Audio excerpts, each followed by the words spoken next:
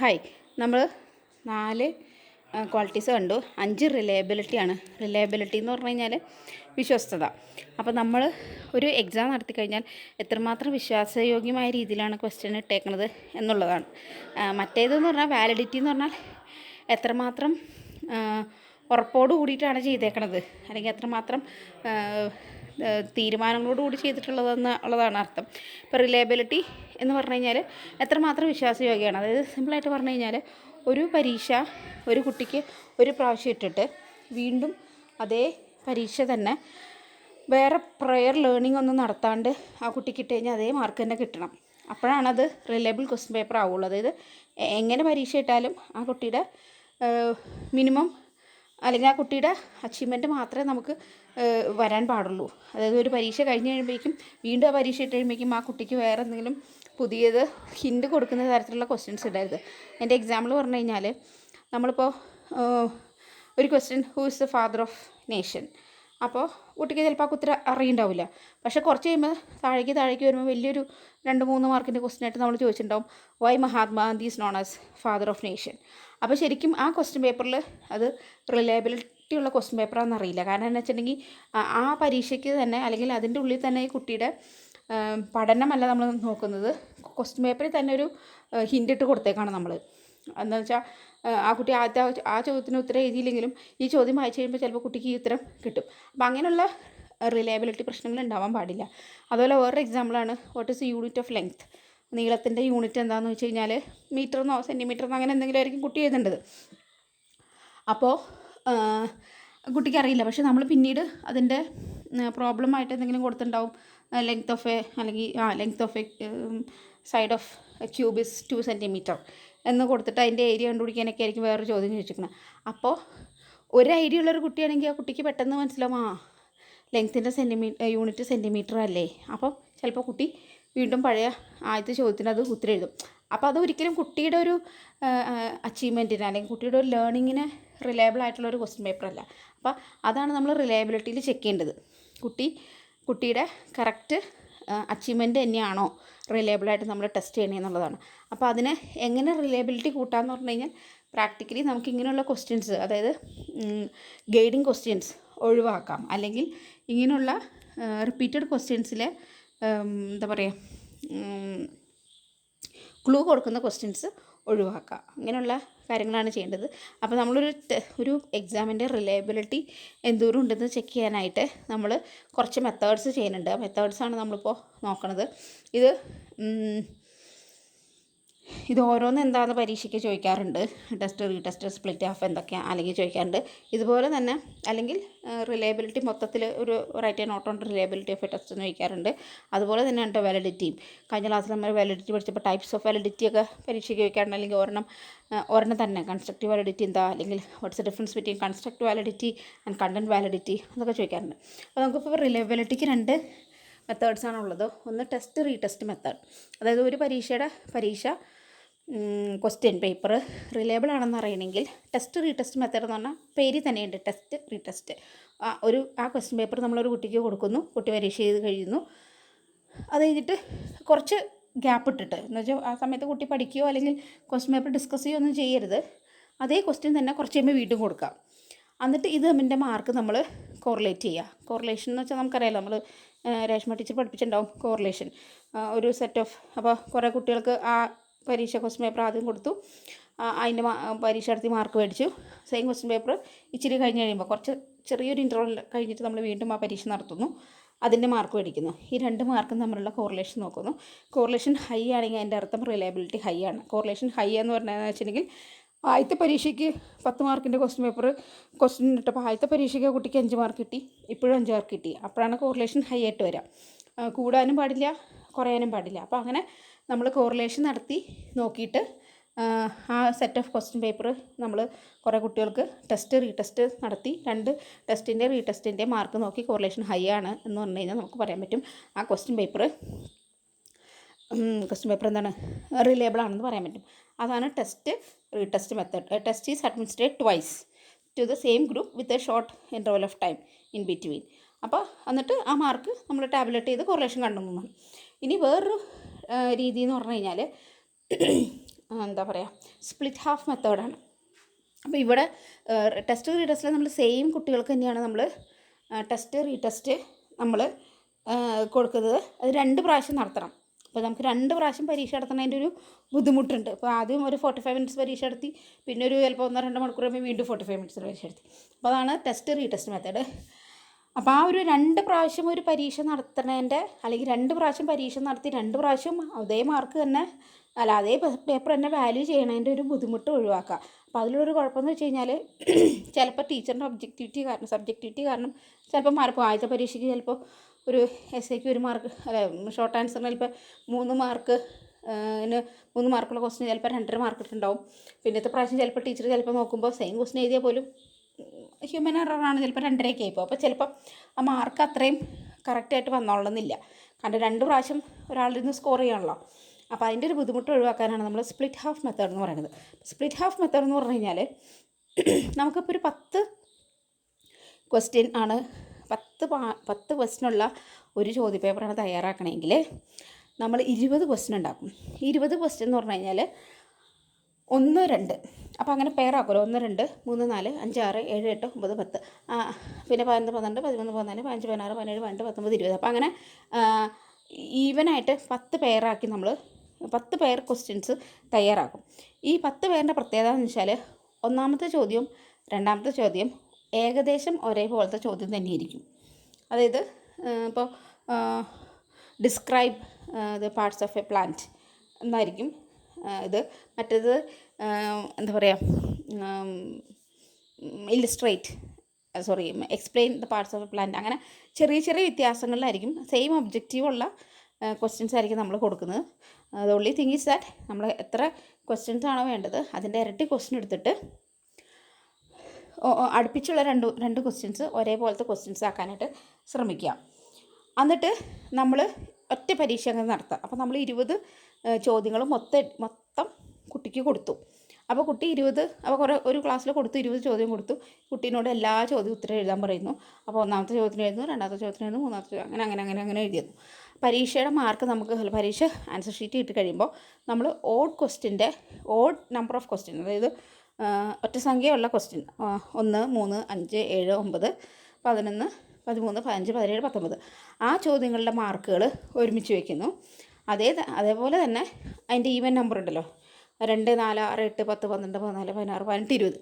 അപ്പോൾ അതും ഒരു 10 ചോദ്യം കിട്ടും. അതിൻ്റെയും മാർക്ക് ഒരുമിച്ച് ടാബ്ലറ്റ് ചെയ്യുന്നു. അപ്പോൾ ഓഡ് സെറ്റ് ഓഫ് ക്വസ്റ്റ്യൻസിൻ്റെയും ഈവൻ സെറ്റ് ഓഫ് ക്വസ്റ്റ്യൻസിൻ്റെയും നമ്മൾ ഒരു കുട്ടിയുടെ തന്നെ ഒറ്റ പരീക്ഷയിൽ നിന്ന് കിട്ടിയ തന്നെ മാർക്കിന് നമ്മൾ 2 ആക്കി ടാബ്ലറ്റ് ചെയ്യുന്നു. അങ്ങനെ എല്ലാ കുട്ടികളുടെയും ചെയ്യുന്നു. അപ്പോൾ നമുക്ക് odd number of questions answer ചെയ്തതിൻ്റെ മാർക്ക് ഉണ്ടാവും, even number of questions answer ചെയ്തതിൻ്റെ മാർക്ക് ഉണ്ടാവും. ഈ 2 മാർക്കുകൾ തമ്മിൽ കോറിലേറ്റ് ചെയ്യുക. അതായത് ഒരേ ക്വസ്റ്റ്യൻ പേപ്പറിൻ്റെ തന്നെ 2 സെറ്റ് ഓഫ് ആൻസേഴ്സിൻ്റെ മാർക്ക് നമ്മൾ ടാബ്ലറ്റ് ചെയ്യുന്നു, കോറിലേറ്റ് ചെയ്യുന്നു. അവിടെയും കോറിലേഷൻ ഹൈ ആണെങ്കിൽ നമുക്ക് റിലയബിലിറ്റി ഉണ്ട് എന്ന് പറയാൻ പറ്റും. ഇവിടുത്തെ ഗുണം എന്താണെന്ന് വെച്ചിട്ടുണ്ടെങ്കിൽ നമ്മൾ ഈ പറഞ്ഞ പോലെ ഹ്യൂമൻ എറേഴ്സ് മാക്സിമം കുറവായിരിക്കും. കാരണം ഒരേ സമയത്ത് തന്നെയാണല്ലോ നമ്മൾ ആൻസർ ചെയ്ത് പോകുന്നത്. അതുപോലെ തന്നെ കുട്ടികൾക്കും 2ാമത് എഴുതുമ്പോൾ കിട്ടുന്ന, അല്ലെങ്കിൽ 2ാമതും കൂടെ എഴുതുമ്പോൾ കിട്ടേണ്ട ഒരു ലാഗോ അല്ലെങ്കിൽ ഒരു ബോറിങ്ങോ വരില്ല. കാരണം ഒറ്റ പ്രാവശ്യം തന്നെയല്ലേ അവർ എഴുതുന്നുള്ളൂ.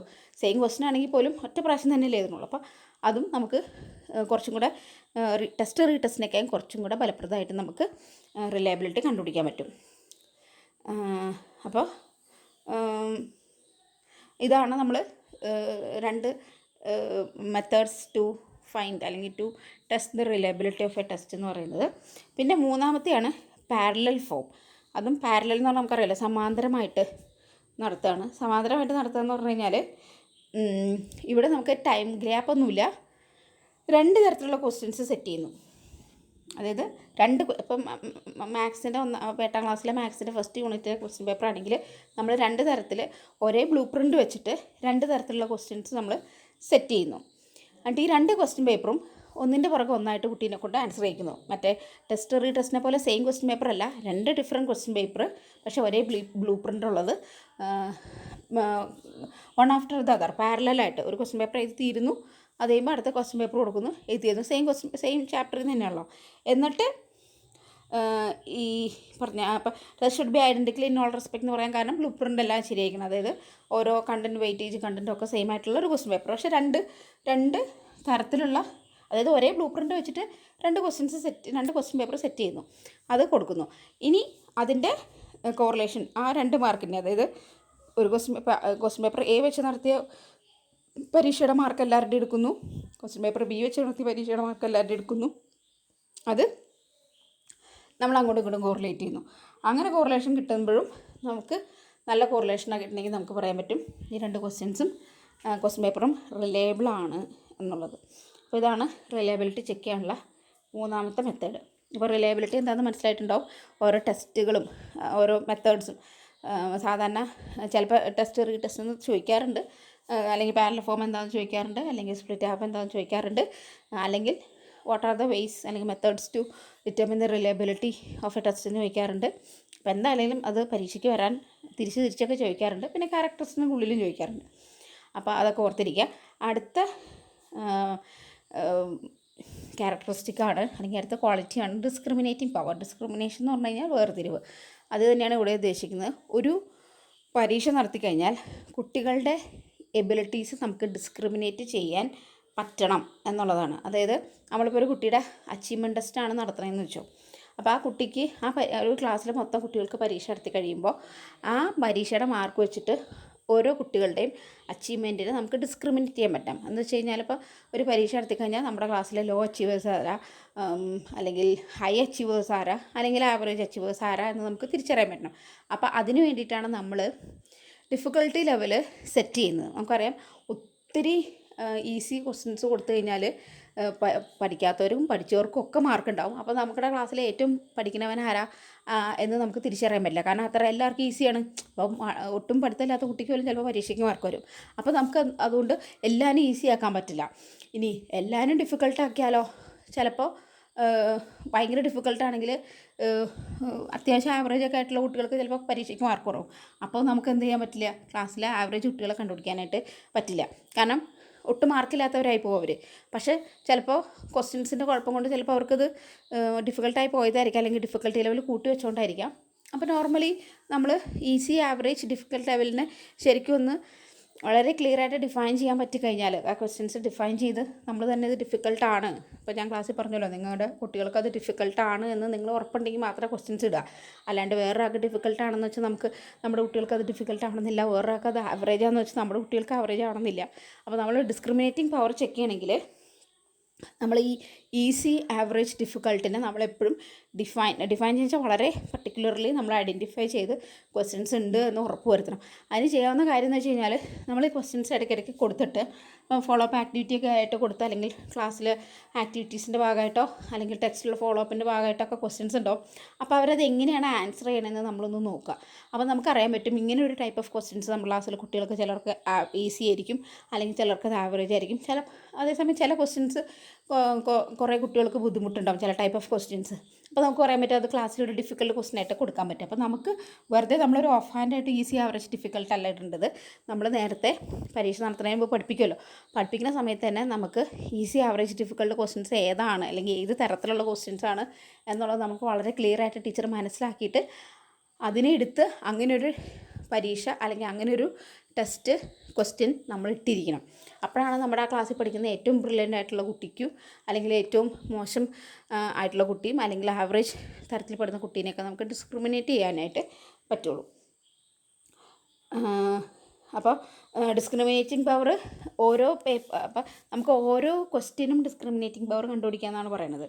ഓരോ കുട്ടിയും ഓരോ ഇതും, അതായത് ഡിസ്ക്രിമിനേറ്റിംഗ് പവർ എന്ന് പറഞ്ഞാൽ അത് പറയുന്നത് ഇത് ഡിഫിക്കൽട്ടാണ്, ഡിഫിക്കൽട്ടല്ല എന്നാണ്. അപ്പോൾ ഈ ഡിസ്ക്രിമിനേറ്റിംഗ് പവർ കണ്ടുപിടിക്കാനൊക്കെ ഒരു ഇക്വേഷൻ ഉണ്ട്. അത് നമുക്ക് BEd ലെവലിൽ പഠിക്കേണ്ട ആവശ്യമില്ല. അപ്പോൾ നമ്മൾ ഓരോ ക്വസ്റ്റ്യൻ്റെയും ഡിസ്ക്രിമിനേറ്റിംഗ് പവർ കണ്ടുപിടിച്ച് കഴിഞ്ഞാൽ നമുക്കത് ഈസി ആണെന്ന് പറഞ്ഞു കഴിഞ്ഞാൽ എന്ത് വേണം, ആ ക്വസ്റ്റ്യൻ ആൻസർ ചെയ്യുന്ന എല്ലാ കുട്ടികൾക്കും ഈസി, അല്ലെങ്കിൽ അതൊരു എന്താ പറയുക, ലോ അച്ചീവേഴ്സിനും ആ ക്വസ്റ്റ്യൻ ആൻസർ ചെയ്യാൻ പറ്റേണ്ടതാണ് എന്ന് നമുക്ക് പറയാൻ പറ്റും. ഒരു ക്വസ്റ്റ്യൻ്റെ ഡിസ്ക്രിമിനേറ്റിംഗ് പവർ അനുസരിച്ച് അതൊരു ആവറേജ് ക്വസ്റ്റ്യൻ ആയിട്ടൊക്കെ കിടക്കണമെങ്കിൽ ആ ക്വസ്റ്റ്യൻ ആൻസർ ചെയ്യുന്ന കുട്ടികളെല്ലാവരും ആവറേജ് ലെവലിലുള്ള കുട്ടികളായിരിക്കും എന്ന് പറയാം. ഇനി ചില സമയത്ത് ചില ക്വസ്റ്റ്യൻസ് നമ്മൾ എൻ്റെ ഡിസ്ക്രിമിനേറ്റീവ് പവർ കാൽക്കുലേറ്റ് ചെയ്ത് വരുമ്പോൾ ഈ റിലയബിലിറ്റി ടെസ്റ്റ് കണ്ടുപിടിച്ചില്ലേ, അതുപോലെ പല മെത്തേഡ്സ് വെച്ചിട്ടാണ് നമ്മൾ ഡിസ്ക്രിമിനേറ്റിംഗ് പവർ കണ്ടുപിടിക്കുന്നത് ഓരോ ക്വസ്റ്റ്യൻ്റെയും.